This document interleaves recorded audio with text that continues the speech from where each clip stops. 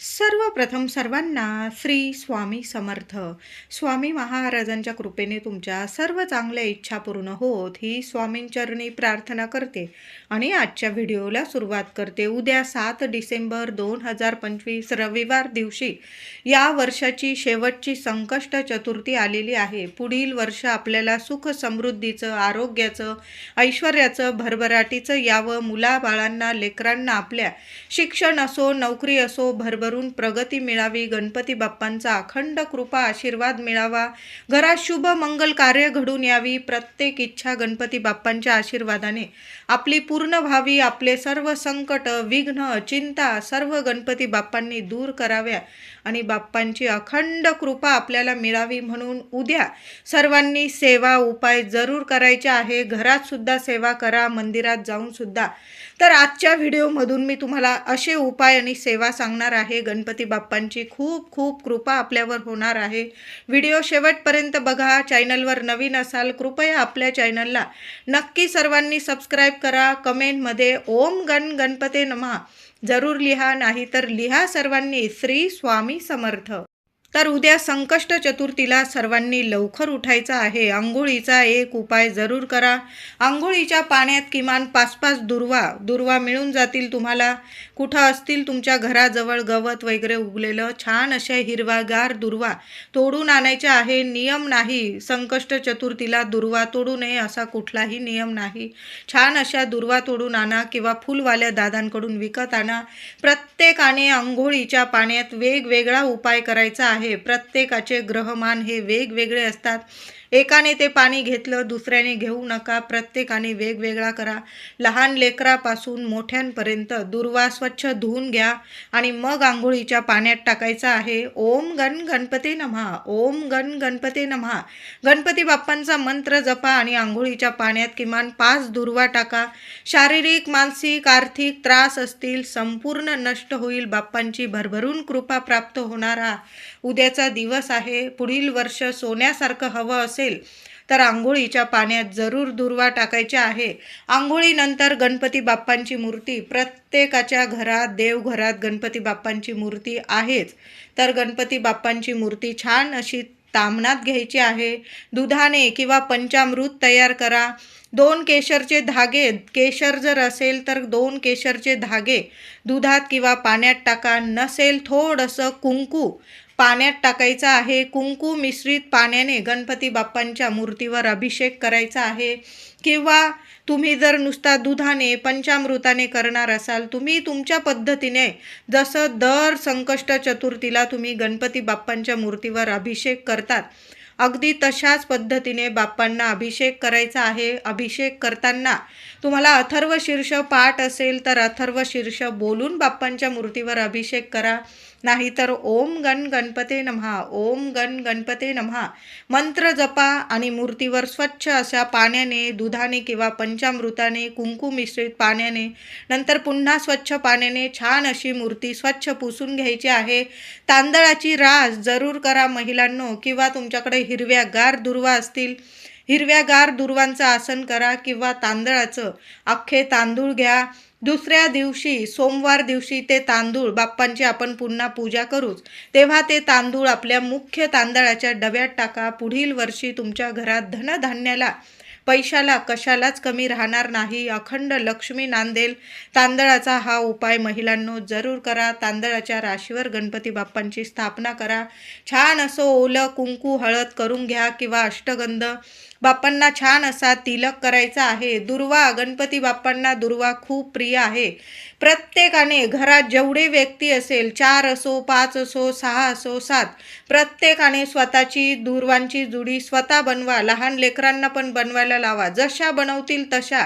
पण बाप्पांना दुर्वा जरूर अर्पण करायच्या आहे. प्रत्येकाने 21-21 दुर्वांची जुडी अर्पण करताना ज्या विवाहित महिला आहे, ज्यांचे लग्न झालेले आहे, पुरुष दादा, त्यांनी दुर्वांच्या जुडीला मागील बाजूस हळदी कुंकू लावायचा आहे. आधी बाप्पांच्या चरणी हळदी कुंकू अर्पण करा. स्वतःच्या कपाळी लावा. दुर्वांच्या जुडीला मागील देठाला हळदी कुंकू लावा. उजव्या हातात दुर्वांची जुडी घ्या. पुढील वर्षी तुमची काय मनोकामना आहे बाप्पांजवळ बोला. दुर्वांची जुडी गणपती बाप्पांच्या चरणी अर्पण करा. ज्यांच्या विवाहात अडचणी येत आहे, त्या मुलगा असो मुलगी असो, त्यांनी दुर्वांची जुडी उजव्या हातात घ्यायची आहे. गणपती बाप्पांच्या चरणी चिमूटभर हळद अर्पण करा. स्वतःच्या कपाळी हळद लावा. चिमूटभर हळद दुर्वांच्या जुडीला मागील देठास हळद लावा. तुमच्या मनातील मनोकामना बोलायची आहे. विवाह इच्छुक मुलगा असो मुलगी असो, लग्नाबद्दल जी इच्छा असेल तुम्ही बोलून घ्यायची आणि गणपतींच्या चरणी बाप्पांच्या चरणी ती दुर्वांची जुडी अर्पण करून द्यायची आहे. एक का होईना जास्वंदाचं फूल बघा, लाल भडक जास्वंद गणपती बाप्पाला खूप प्रिय आहे. एक का होईना लाल जास्वंद अर्पण करा. त्यावर थोड्याशा अक्षता घ्यायच्या आहे. अख्ख्या अक्षता घ्या. त्या अक्षतांना थोडं हळदी कुंकू लावून घ्यायचं आहे. उजव्या हातात त्या अक्षता घ्या. महिलांनो, दादांनो, कुणीही सेवा करा. 4-5 दिवस असतील महिलांनो मासिक धर्मातले, त्यावेळेस सेवा करू नका. माझ्या दादांनी जरी सेवा केली तरीही चालेल. थोड्याशा अक्षता घ्या आणि त्या हळदी कुंकू मिश्रित अक्षता गणपती बाप्पांच्या चरणी जे फूल अर्पण केलेलं आहे तुम्ही, त्या फुलावर त्या अक्षता अर्पण करून द्यायच्या आहे. सोन्यासारखे दिवस येतील. शुभ मंगल घडून येईल तुमच्या घरात. इतका सुंदर अनुभव येईल. म्हणून तुम्ही एक फूल जास्वंदाचं अर्पण करा गणपती बाप्पांच्या चरणी. थोड्याशा अक्षता घ्यायच्या आहे. त्याला कोरडंच हळदी कुंकू लावून घ्यायचं आणि मनातली इच्छा बोलून त्या फुलावर थोड्याशा अक्षता अर्पण करायच्या आहे. सर्वांनी ही सेवा जरूर करा. गणपती बाप्पांना काहीतरी गोडाधोडाचा नैवेद्य, तुम्ही मोदक बनवणार असाल, नाही बनवले तुम्ही संध्याकाळी बनवणार असाल, सकाळी सुद्धा गूळ खोबऱ्याचा एक छोटीशी खोबऱ्याची सुक्या खोबऱ्याची वाटी घ्यायची आहे.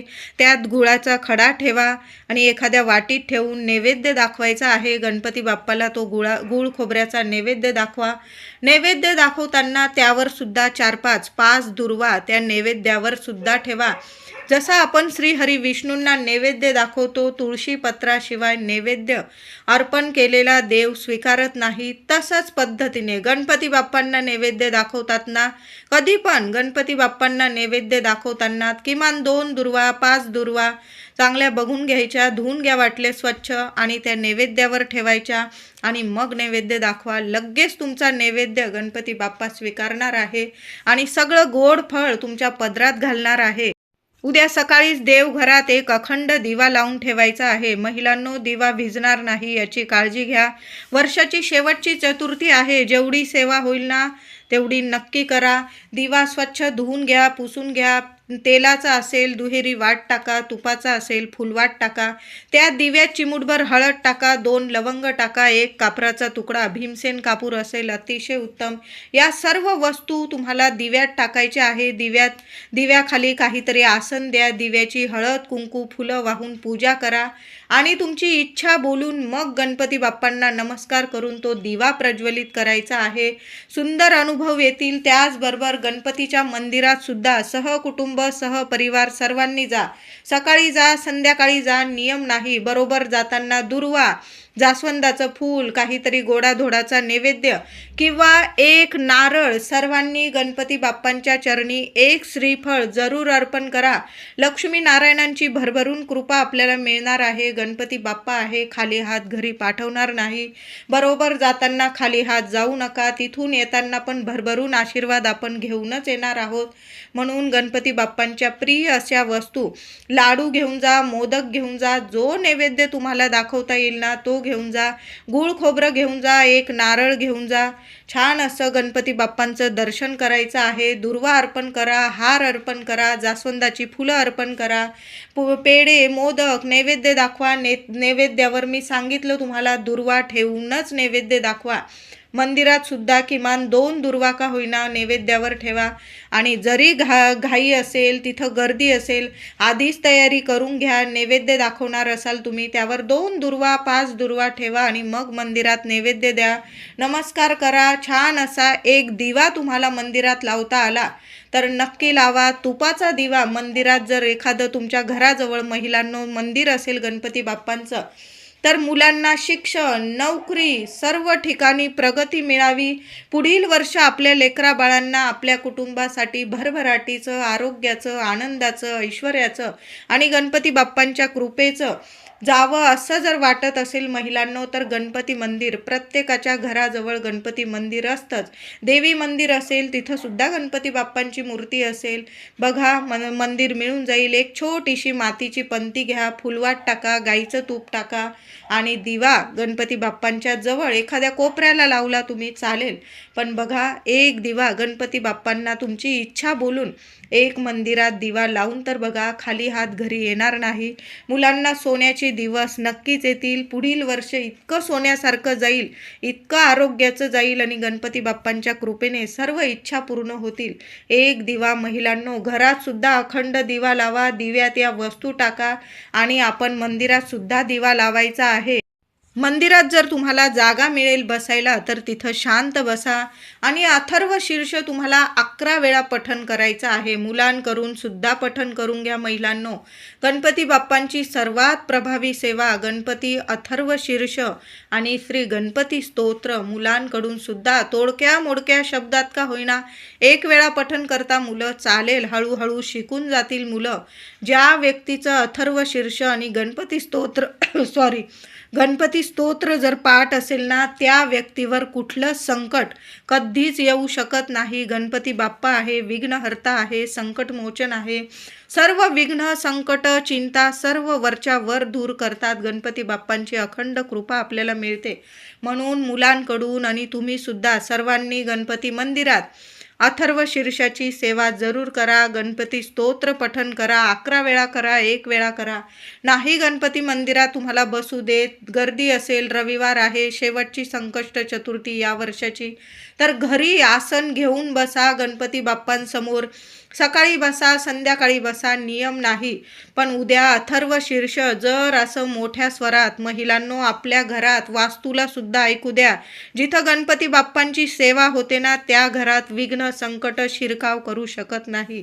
गणपती बाप्पांची अखंड कृपा आपल्या लेकरा बाळांवर आपल्यावर राहते आणि तिथं ऐश्वर्य येतं, लक्ष्मी नांदते. म्हणून अथर्व शीर्षाची सेवा अवश्य सर्वांनी करा. मुलांकडून सुद्धा सेवा करून घ्यायची आहे. उद्या मंदिरात तर आपण जाणारच आहोत. गणपती बाप्पांची सेवा, पूजा, नैवेद्य सर्व काही दर्शन झाल्यानंतर उंदीर मामाला सुद्धा एक फूल अर्पण करा. गोडाधोडाचा नैवेद्य नेलेला असेल गणपती बाप्पांना, त्यातील एक पेढा, मोदक किंवा काहीतरी गुळाचा खडा उंदीर मामांच्या जवळ जरूर ठेवा. उंदीर मामांच्या कानात तुम्हाला तुमची इच्छा बोलायची असेल तर जरूर बोला. तुमची इच्छा गणपती बाप्पांपर्यंत पोहोचलेली आहे.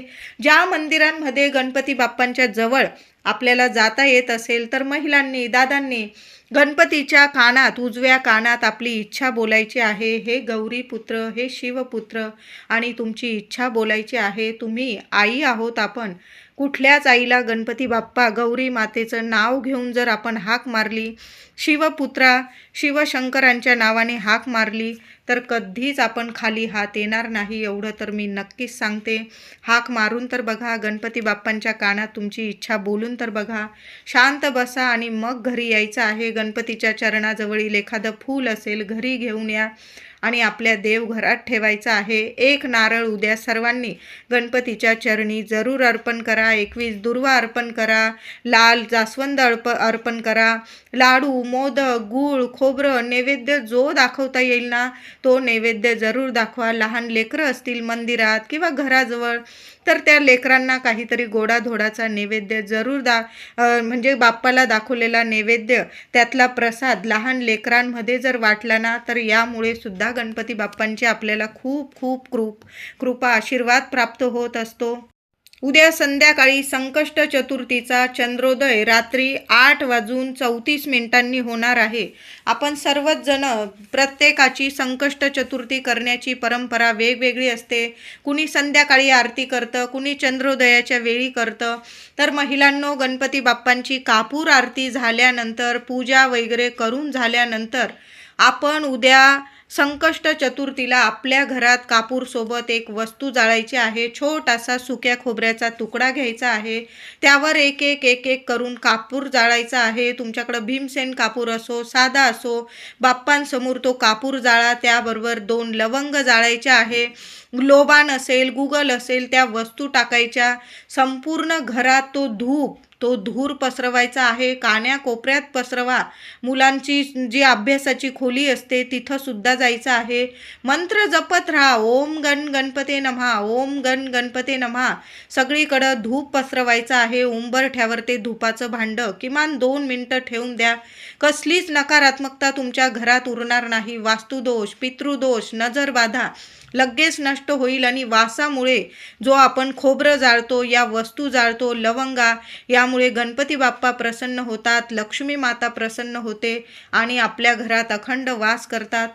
उद्या संकष्ट चतुर्थी. सगळ्यांनी गोमातेची सुद्धा सेवा करायची आहे. गणपती बाप्पाला तर आपण हिरव्यागार दुर्वा अर्पण करणारच आहोत. त्याबरोबर गाय दिसली तर गाईला हिरवागार चारा जरूर खाऊ घाला. बघा, तुमच्या घराजवळ गाय असेल, जरी आपण शहरात राहतो तरी पण ठिकठिकाणी गाईला सांभाळणारी व्यक्ती गाईला घेऊन बसलेली असते. शोधा, तिथं जा, तिला 10-20 रुपये द्या, तिच्याकडनं चारा घ्यायचा आहे. तुम्हाला तसं नाही करायचं, घरातून छोटी चपाती बनवून घ्या. पहिली चपाती, त्याला तूप गूळ लावा, स्वतःच्या हाताने गोमातेला खाऊ घालायचे आहे. तुमच्या घराजवळ जर गोशाळा असेल, तुम्हाला काही दानधर्म करायचा असेल, सुंदर दिवस आहे. गणपती बाप्पांची भरभरून कृपा मिळणारा उद्याचा दिवस आहे. म्हणून गोशाळेत सुद्धा दान करायचं आहे. गोमातेची सेवा करा. गाईला हिरवा चारा खाऊ घातल्यानंतर ती मारत नसेल तर तिला नमस्कार करा, तिच्या पोटाला हात लावा, गणपती बाप्पांचं नामस्मरण करा. तुम्हाला जर उद्या हत्ती दिसला तर हत्तीला केळी, तुम्ही केळी घ्या 10-20 रुपयाची आणि हत्तीला केळी खाऊ घालायची आहे. आता सगळीकडंच हत्ती दिसेल असं नाही, मग आपण गाईची जरी सेवा केली ना चालेल. हिरवागार चारा गोशाळेत जाऊन खाऊ घाला गाईला. किंवा शहरात जरी राहतो आपण, असते गाय, बघा, मिळून जाईल. मुलाबाळांना अडचणी आहे, मुलांकडून सुद्धा गोमातेची ही सेवा जरूर करून घ्यायची आहे. नाही तुम्हाला हिरवा चारा तर ताजी चपाती मुलांकडून सुद्धा खाऊ घालून घ्या. तुम्ही सुद्धा ही सेवा करायची आहे. महिलांनो, उद्या संकष्ट चतुर्थी, वर्षाची शेवटची संकष्ट चतुर्थी आहे. आपल्या कुटुंबासाठी, मुलाबाळांसाठी एक चौमुखी दिवा आपल्याला घराच्या मुख्य दाराबाहेर लावायचा आहे. संध्याकाळी 6:30-7, थोडा उशीर झाला चालेल, पण एक चौमुखी दिवा तुम्ही कणकेचा बनवू शकता किंवा आपल्या दिवाळीच्या मातीच्या पंत्या असेलच. एक चौमुखी मातीची पंती घ्यायची, धुवून घ्या स्वच्छ. दुहेरी वाट टाकायची आहे. तुम्ही तुपाचा पण लावू शकता, तेलाचा लावा. तेलाचा लावत असाल दुहेरी वाट टाका, 4 वाती टाका. तुपाचा लावाल तर फुलवाट टाका. मुख्य दरवाजाबाहेर साईड बघू नका. तुम्हाला जिथं जागा असेल, उजव्या साईडला, डाव्या साईडला, मुख्य दाराबाहेर एक गणपती बाप्पांचं नामस्मरण करा आणि एक चौमुखी दिवा लावून द्यायचा आहे. ताटलीत वगैरे ठेवा. पुठ्ठा असेल पुठ्ठा ठेवा. काहीतरी आसन द्या त्या दिव्याला. दिव्याची हळद कुंकू वाहून घरातच पूजा करून घेतली, बाप्पांसमोर तो दिवा प्रज्वलित करून घेतला आणि घराबाहेर लावून दिला तरीही चालेल. आता हवा येते, तुम्ही बाहेर जाऊन सुद्धा लावू शकता. त्या दिव्याची पूजा करा. 4ही दिशांनी तुमच्या लेकरा बाळांचं कायम रक्षण होणार आहे. 4ही दिशांनी वर्षभर, पुढील वर्षभर मुलाबाळांची, तुमच्या संपूर्ण कुटुंबाची भरभरून प्रगती होणारी ही सेवा आहे. एक चौमुखी दिवा मुख्य दाराबाहेर प्रत्येक महिलेने उद्या आवर्जून लावा. जर असं जास्त तेल तूप टाकून ठेवायचं आहे, म्हणजे संकष्ट चतुर्थीचा जो चंद्रोदय आपण बघतो, नमस्कार करतो, गणपती बाप्पांची सेवा करतो ना, तोपर्यंत तरी तो दिवा प्रज्वलित राहिला पाहिजे. एवढं जास्तीचं तेल तूप टाकून ठेवा. नंतर दिवा शांत झाला, त्या दिव्यातल्या वाती निर्माल्यात टाका. पुन्हा तो दिवा उपाय करण्यासाठी तुम्ही वापरू शकता.